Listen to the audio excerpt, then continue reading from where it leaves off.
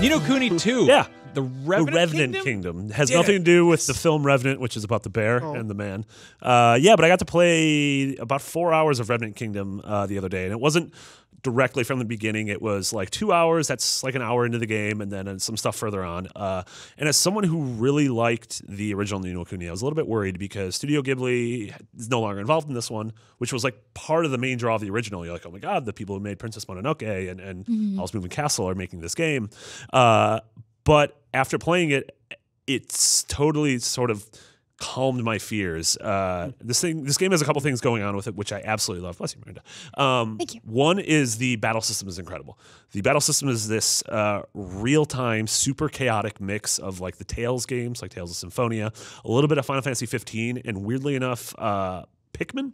What? So if you're noticing, sign me up. So That's where, yeah, Yes. I'm so drawn in by that. So you don't have your familiars this time around, which was sort of the original game had like a Pokemon-esque system where you'd catch enemies and they would so good, and you'd level them up and everything. But in this one, you find these little, like if you're watching this clip, there's these little green dudes and there's these little creatures that you find and they sort of adhere to certain elemental properties, and you equip them in your party, and then they exist on the battlefield and sort of run around. Are they called like pinkies or They're called keflings or they're something? definitely don't think they're called keflings.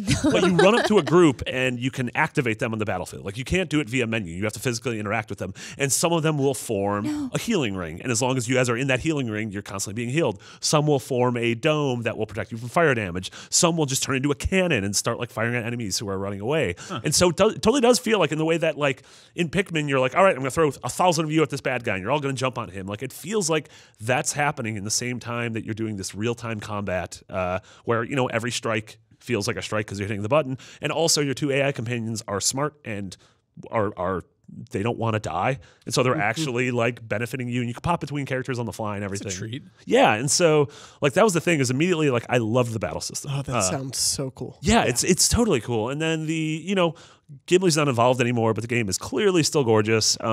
It's super pretty. The characters are really charming. They're really different. You come across, like in the 4 hours I spent, like I came across this like weird group of sky pirates who all sounded Australian. And I went to this like Chinese inspired casino town that everything was done via gambling and craps. And so they appease their god and like hold summons in court by just throwing dice.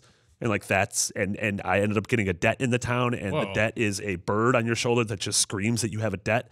And the deeper your debt gets, the fatter the bird gets. That sounds awesome. I know. Wow. And so it's the stuff, and that's the stuff that felt like Ghibli. Yeah. That felt like, fat Australian sky pirates, and then this town that has like a manifestation of your debt via this bird. That's really cool. That stuff was cool. And then this is my manifesto. And then the final thing that I thought was really cool was the big variety of gameplay, which included the titular Revenant Kingdom, which is you building your town. So you are like sort of a deposed prince who is, and it has this kind of like Is your dad dark a cat? cloud. Yeah, your dad's always a cat, right? That was just a small snippet of this week's episode. If you want to see the full episode, head over to youtube.com/IGNBeyond for full discussions on Ni no Kuni 2, Revenant Kingdom, Crossing Souls, the Iconoclast, and a whole bunch of other fun stuff.